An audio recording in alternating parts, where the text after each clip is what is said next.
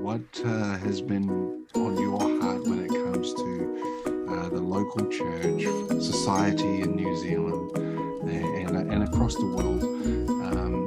Yeah, talk to us as from the shepherd's heart now. I think one thing that's become clear through everything we've gone through, and as much as it's given us an opportunity to expand our digital presence and really showed us that this is kind of pivotal, not just optional or as a hobby. The one thing that's become very clear is you just, as much as I've talked up the digital ministries and broadcast ministries and all the use of technology, the one thing that human beings really crave in this world, and which technology doesn't necessarily fix, is connection. And so I don't think there's ever going to be a time where we won't, have a need for the local church.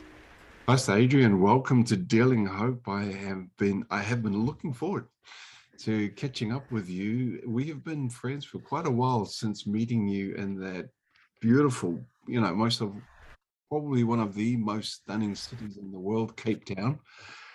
How Yeah, many, that's right. what year was that? Do you remember? Was it 08, 09 maybe?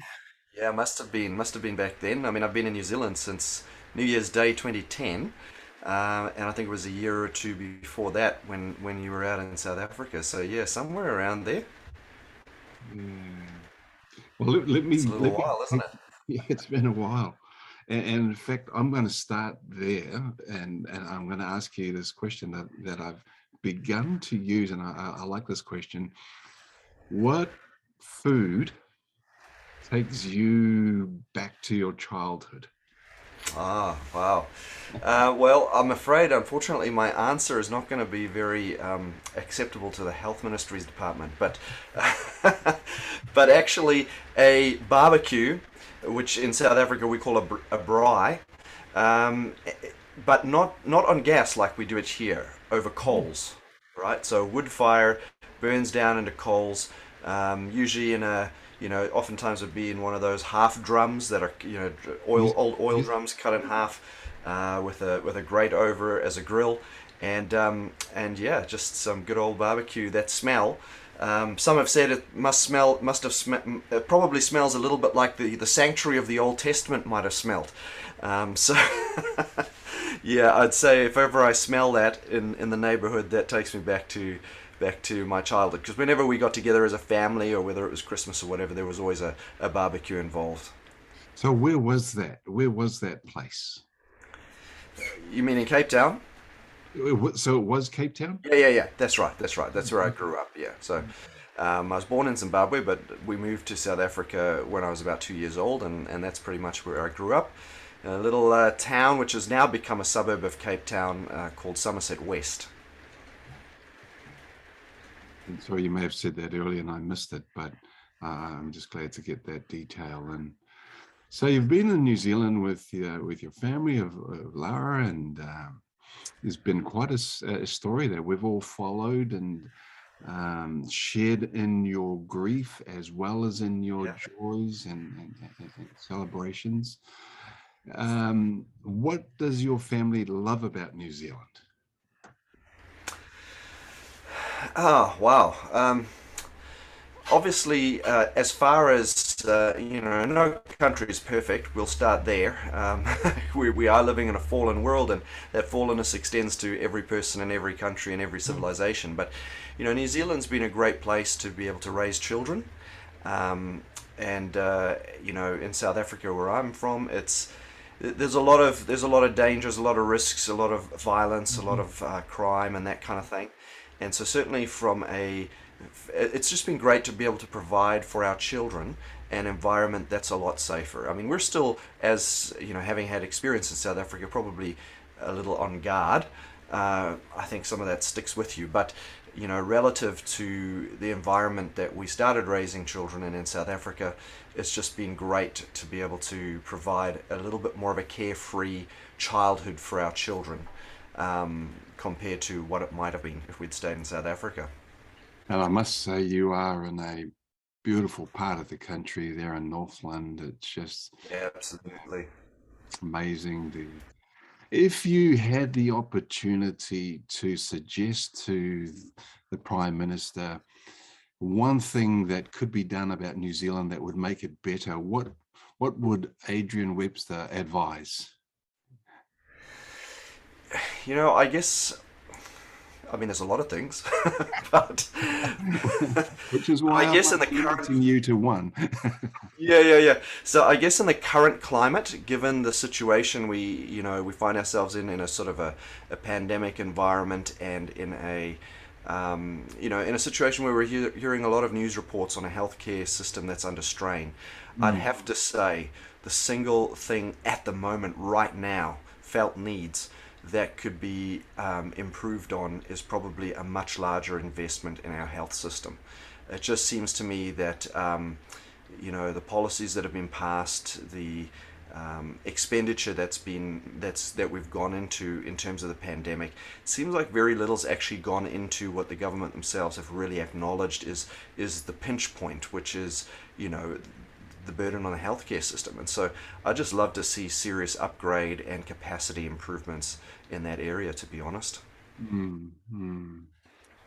And I'm listening to you knowing of your story with your family, and you have had, yeah, quite an extended insight into what is provided versus what is said at election time will be provided by both uh, Absolutely. major parties.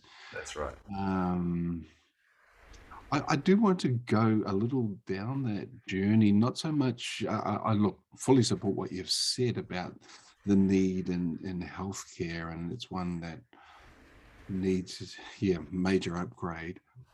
But can I just probe with whatever you're comfortable with, Adrian, in terms of how is your family? I think there will be people who will be joining in this podcast and know that you have much to share in the journey of losing a child, and then Yeah. through to where you are now, several years later. How are you and your family in that part of your journey with the Lord? Yeah, it's still difficult. Every 27th of June, we commemorate Judah's passing, and we had him for 85 days.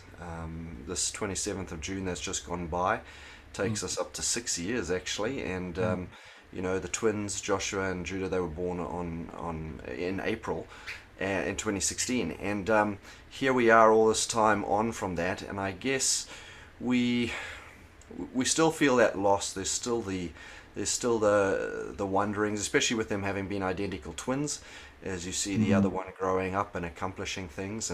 But we also praise the Lord because Joshua has really done very well in terms of his health. He's not being monitored as closely as what he was before, which is a good sign. He still has some residual issues. We're always nervous about his chest if he gets an infection, but he's been bouncing back from those really well. I mean, he even got COVID, and we thought, "Wow, this is." But you wouldn't have even said he was sick. It was incredible. Yeah, so Joshua's doing really well, and then he's got a right. younger brother, Joash, and the Yes. two of them, they're just shy of exactly 1 year apart. 5 days before Joshua turned one, Joash was born, and they have just they just they're incredible. The two of them, they're so much trouble together. They're always on the go, very active little boys and the best of mates. And so in many ways the Lord has brought consolation to our hearts. Mm, It's mm, never a case of being able to replace someone that's been lost, but the Lord has really been faithful. We've experienced a lot of consolation, still a bit of a sore spot, and of course we continue to look forward to that resurrection morning, when we get Judah back again. So yeah, it's an interesting journey, and we've learned a lot from it. And I would have to say that, having monitored other people's journeys, that we're part of it from people who are in hospital with us, and yes. that kind of thing. And this is going to sound like a bit of a bizarre thing to say, but for those of us with a Christian faith, my conclusion really is that there are actually worse things than death. And I know we often think of death as like Yeah. the worst thing that can happen. But to see some of the ongoing suffering that some children experience that just really has no short-term end in sight. No way. Um, we, it might sound a bit bizarre, but we would rather have Judah experience his childhood, in a perfect environment like heaven, than having gone through extended suffering down here. And so I think in some ways we've made peace with his passing, Yes. um, although we, of course, would prefer for that not to have happened at all. But yeah, so it's been an interesting journey with lots of twists and turns, ups and downs, and we just have to say that God has been faithful, and we look forward to better things.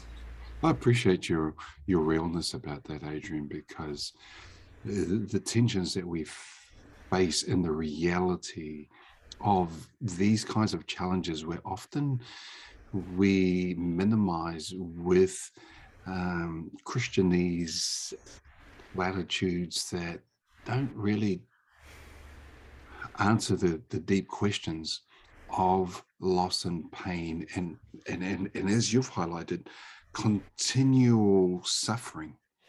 And so in the face of that reality, yeah, what are the alternatives? Yeah. I am fascinated. That seems bizarre that you would say, well, death, ultimate enemy, we say, but then continuing on in that pain and suffering, and then as a parent dealing with a child going through that. Yeah. Yeah, Absolutely. you said it twice in your response.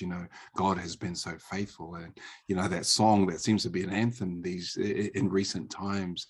God has been so good, and in every breath that we have, Yeah. we'll continue to sing the goodness of God. So yeah, thank you. Let me pick up on something that noticed immediately when we met back there in South Africa. You understood back then the power of media and ministry, but just tell us a little bit about where that came from. I saw a glimpse of it. You shared with me some of the media that you had already produced, I think through Hope Channel at that time. But before that, where did that realization come to you that media is really an important tool in ministry of the gospel and in God's kingdom work? Yeah, I'd have to say probably the concept of media providing us an opportunity to reach people with the gospel, with the message of present truth, etc., in a way that's less threatening to them and in a way that has this incredible reach is something that really appealed to me. So when I experienced my call into ministry, I'd have to say it was really what I perceived to be a call to public evangelism. And the traditional model of public evangelism. And I remember praying very fervently to the Lord over a period of time that I would be on the front line of public evangelism. Now, the Lord, I believe, honors our prayers and our requests, but maybe there's ways in which we could not perceive that thing being fulfilled. And so I look back now and I realize that perhaps the model of public evangelism as we traditionally have conceived of it is something which is a little bit tricky in this age and generation. I still believe it can work if the correct if it's part of an overall plan that goes way back to before the event. Yeah. But when you just sort of hire a venue or just do something randomly as a one-off, it's a real challenge. But when it comes to media, I'd have to say that I've come to see that as the present day an avenue or a face of present day public evangelism. And so I guess because of that sense of early calling, and then the realization of how technology is really a means to that end, it's something that I really latched onto strongly and passionately with. And so, yeah, I think that today it's even more true. We've seen new avenues of technology. When I started recording, it was really for a DVD ministry where we Mm. would distribute DVDs either at flea markets or on a Sunday morning or from the church, or people would give to their friends, whatever the means was. Now, of course, we have broadcast television in this country 24 hours a day, 7 days a week, 365 days a year in the form of Hope Channel. And then we've had the whole digital online space open up to us, which is complementary, but also completely unique, Mhm. and in fact perhaps even more of a challenge to conquer. And so, the technology has progressed, but the principle remains the same. Yeah. I'm interested how you've referenced public evangelism in its forms that we have known, not only in the past, but currently still practiced. And could you just unpack a little? Because I'm hearing you say it still exists and it's still important, but the delivery of that with the new technologies, what are some of your views and maybe experiments, current practices in that space, and how are you finding that? Yeah, I must say it's a very challenging space. It's not as easy as one might think it is, um, especially without us.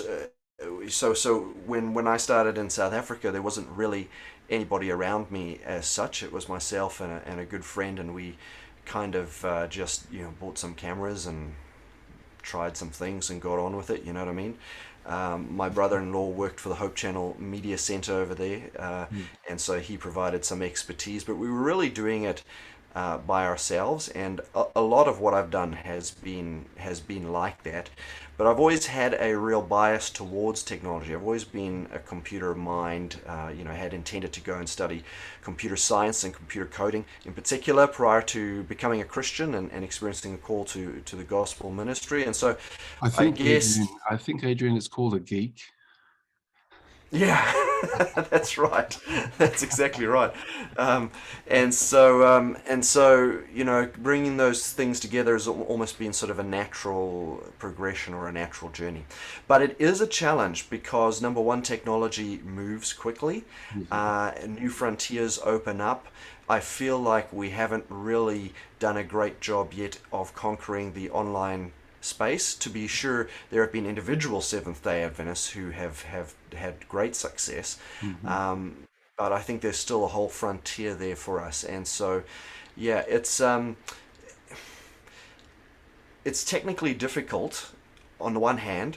On the other hand, it just provides so much opportunity that I think makes it worthwhile the investment in trying to provide that. And so, in more recent times, I've had the privilege of working with Hope Channel New Zealand Mhm. here in New Zealand, and that's been great because they have incredible skills and expertise and equipment at their disposal and so on. And so we've been able to produce a lot of content out of the local church that is used on Hope Channel, and we see that coming back to the local church quite significantly because oftentimes, barriers are broken down when people meet me or talk with me. So I might ring someone up. Hope Channel sends me a contact. I'll talk to them on the phone about it. I might go around to their house, drop off a lesson study pamphlet. Has happened recently, and the moment the person saw me, they're like, "Oh, you're one of the presenters on Hope Channel." And so there's that immediate sort of dissolving of any weirdness, if you Yes, like, yes, and yes. a much greater openness. I've had that experience even when people walk in through the front doors of the church, and so Absolutely. it definitely, although it's an investment from the local church in terms of time and effort, and our local team goes to Hope Channel, it actually comes back to us in dividends at the local church level because those who are really interested and make contact with us feel like there's a connection and a familiarity there already. And so that's just one way Yes. that, apart from the actual taking a person through to believing in Jesus and baptism and all that great big picture stuff, that's just another small way in which we see this the synergy of the media work actually coming back to benefit the local church. I like what you're saying there, because you're talking about an evangelistic program that is happening there on television all the time.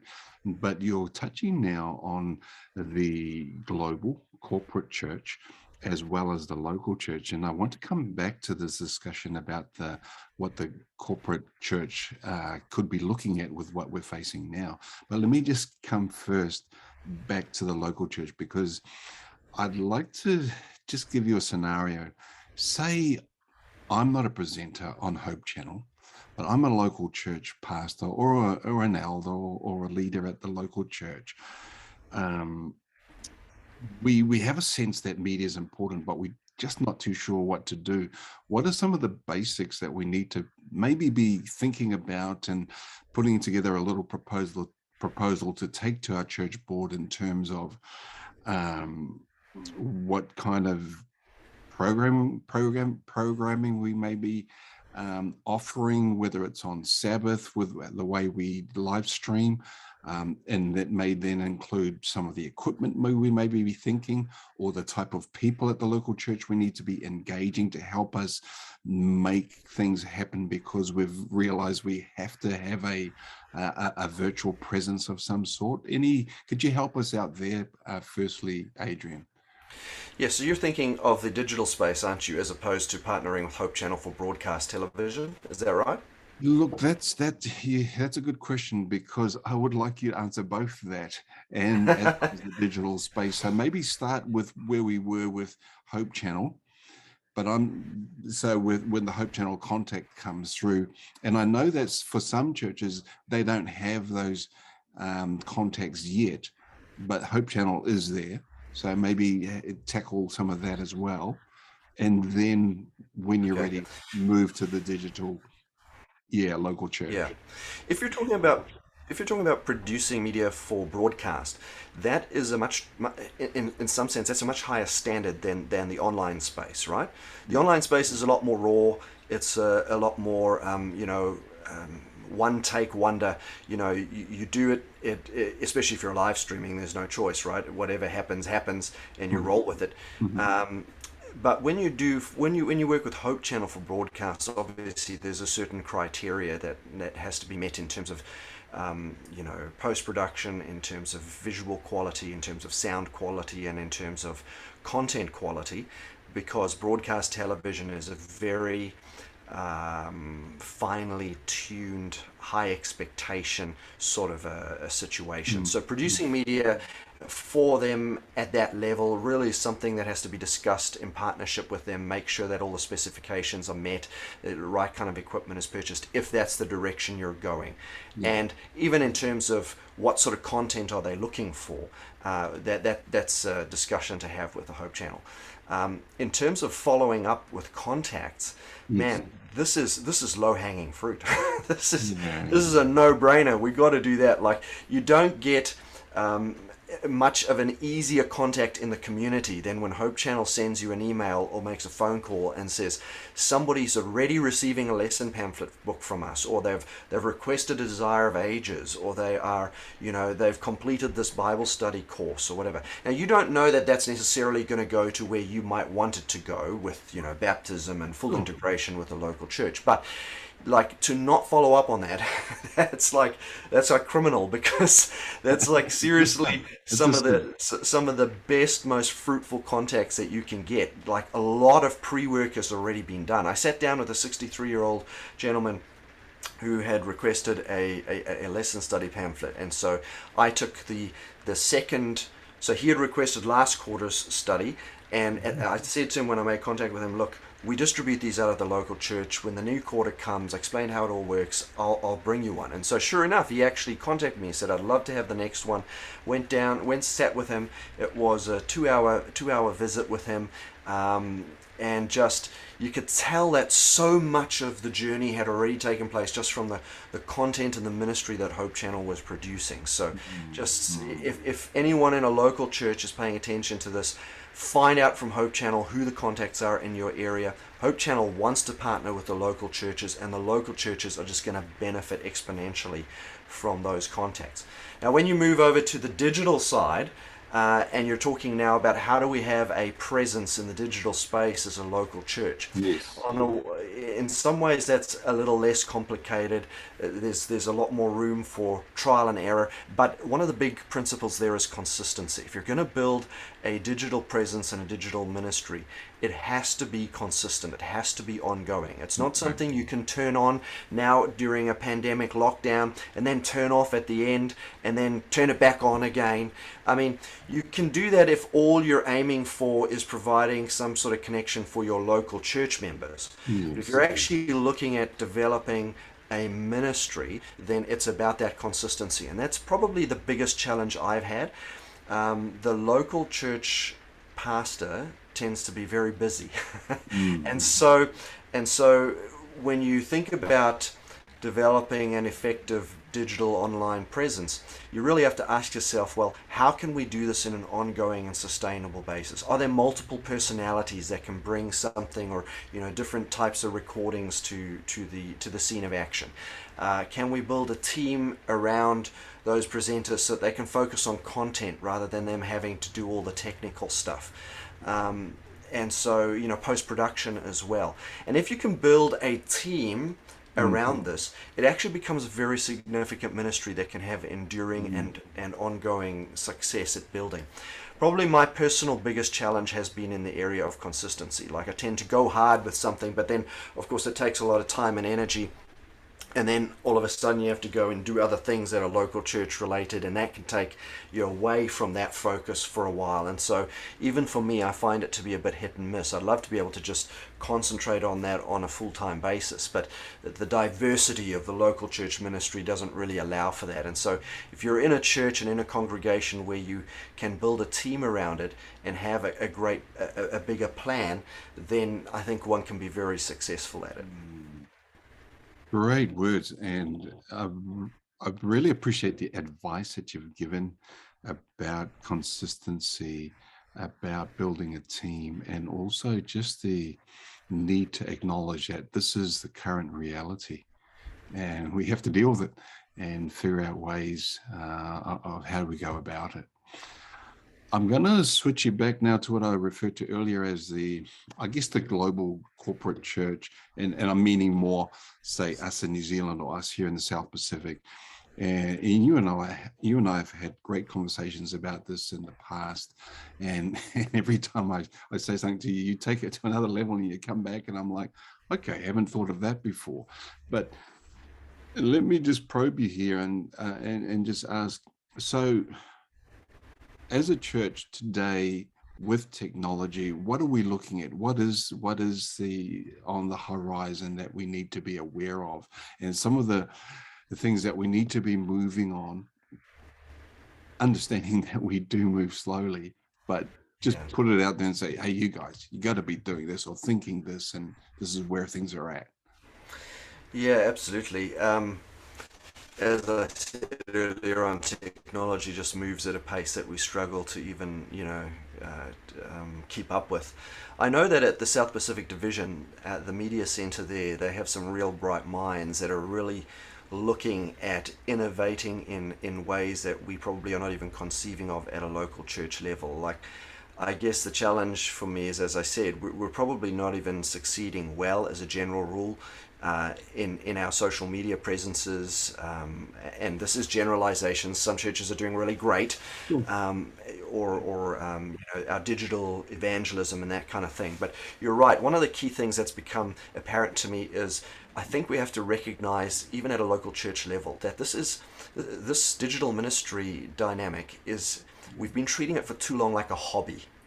And actually we have to move away from seeing it as a hobby to realizing that it's actually quite pivotal that we get on with this. Now, this doesn't mean that every local church necessarily has to succeed at this, but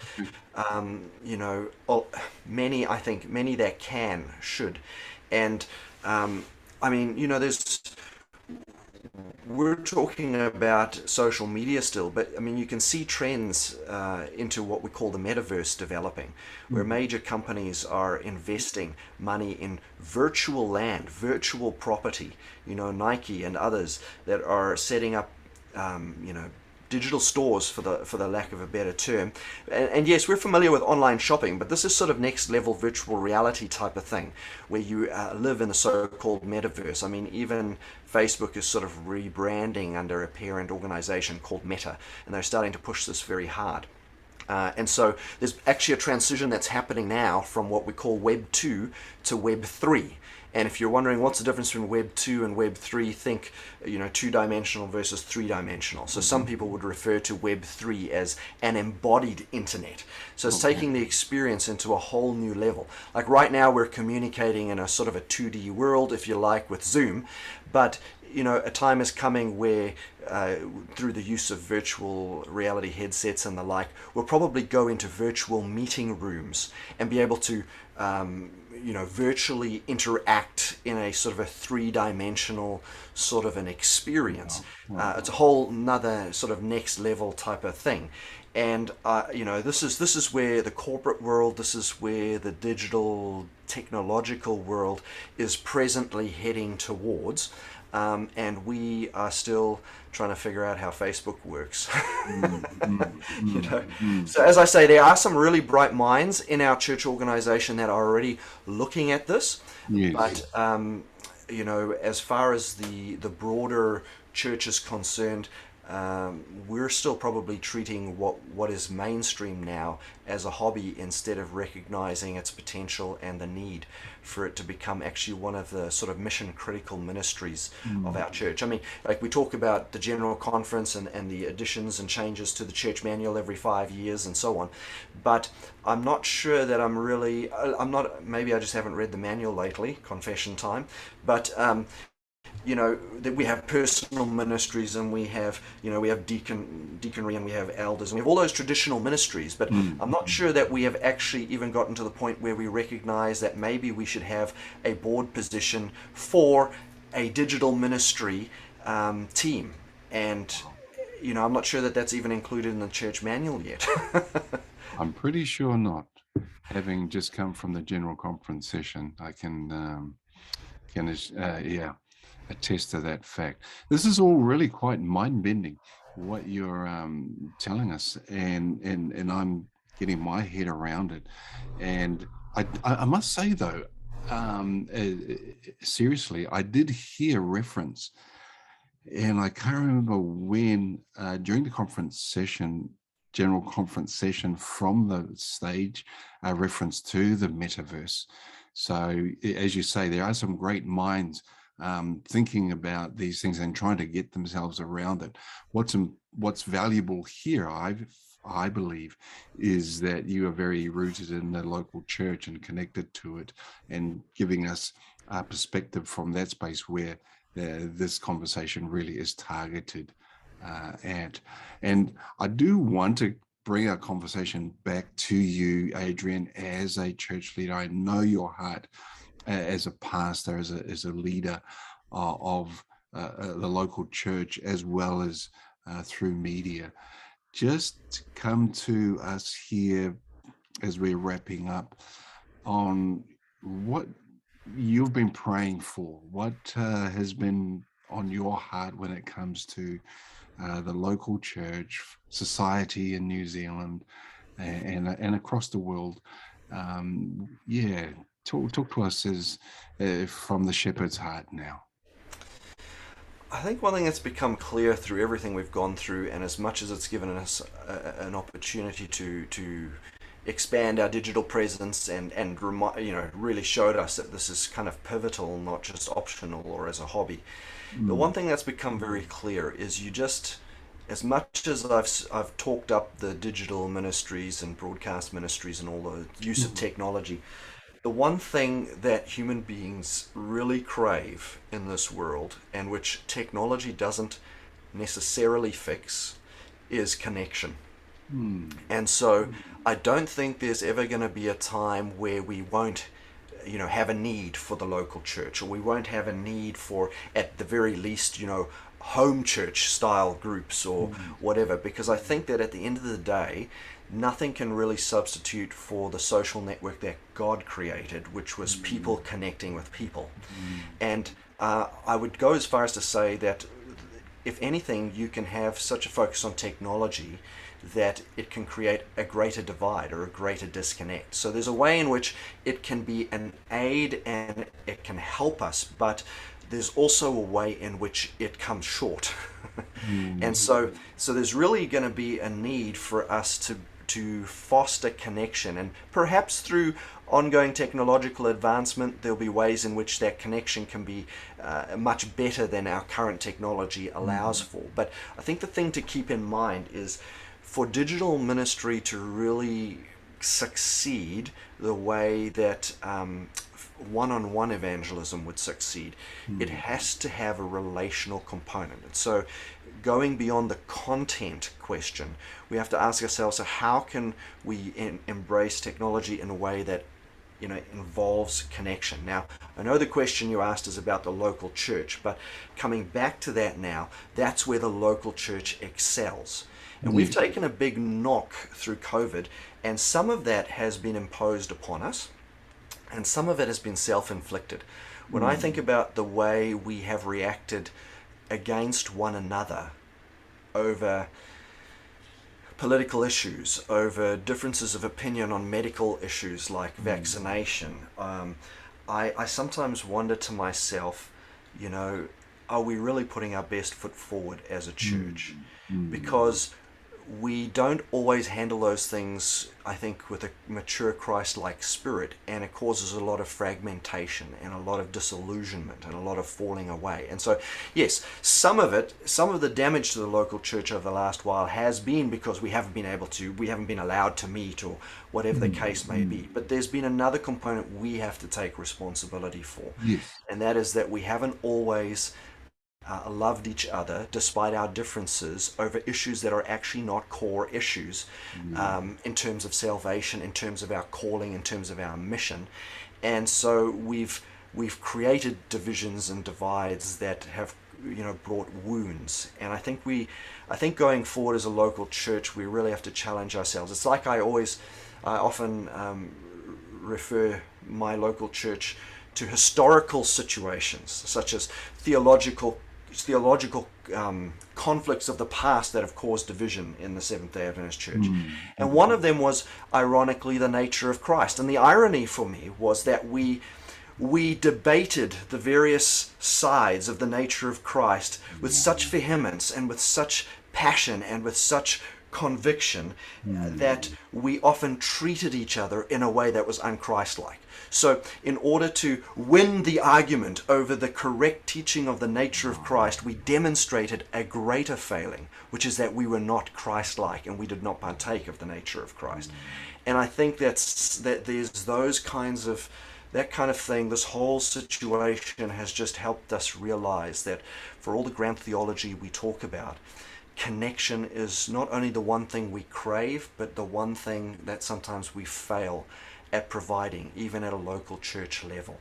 And my greatest desire for the church is that we'd really learn what it is to love those who we don't see eye to eye with, and to really understand what our core calling is, what the main issue of business is, and not to let all this other stuff distract us and fragment us.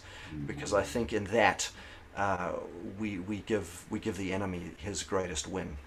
Amen. Amen to everything you have just shared. Just such critical points you emphasize, particularly around connection. I have just spent a couple of weeks with my mother, who lives in California with my brother. And when I arrived, I suggested that we all go out and have tea, and we did. And Adrian, it was the first time she had been out in 2 years. Wow. She had been at home, Zooming and on FaceTiming and on the phone and all of that. And we had a big family gathering before I left to come home just last Sunday week. And just moving from screens to her seeing her first cousins, and they're all in their 80s, and one in her 90s, And just that, it was like moving from 2D, and I say 6D. It was just so powerful, the difference of being there in person in each other's presence. And when you emphasize why that's so important for the local church, I cannot agree. And yet I agree more, but yet we find ourselves arguing about theories of the cross. As to, and the nature of Christ, as you say. But what about being like Christ, so that when people see the church, does it look like Jesus?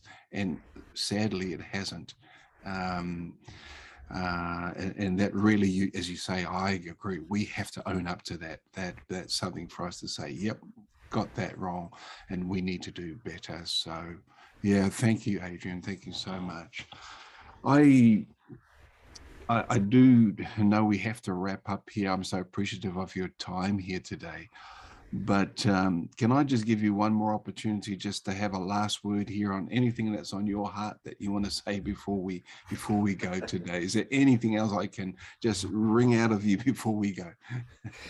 Yeah, look, I'd have to say, I know there's a lot of, again, this is sort of local church talk, but I know that there's a lot of momentum that has been lost. We're maybe feeling the fatigue of the whole COVID thing. We are facing some very dire times for those that are watching macroeconomic situations, who are looking at geopolitical situations. I saw, this is a little bit of an aside, but just as an illustration, I saw a tweet by somebody commenting on the US financial situation, and they said between March 2020 and the present time, which is 2.5 odd years, the US has added $7 trillion of national debt, which is more in these 2.5 years than the last 215 years before that. And so when you look at some of these things, you look at the fact that we're entering into a global recessionary situation, food shortages and all the rest, you can't help but think to yourself, there really seems to be a critical mass developing of bad stuff. A critical mass, and this shouldn't come as a surprise from a prophetic perspective, but I guess where I'm going with this is there's a lot of things to weigh us down and press us down.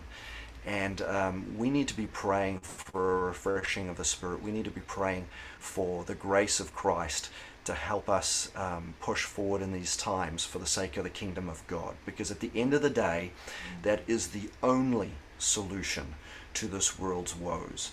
Everything that a politician comes up with, even if it succeeds, is a temporary band-aid on an inevitable cascade of failure in the world.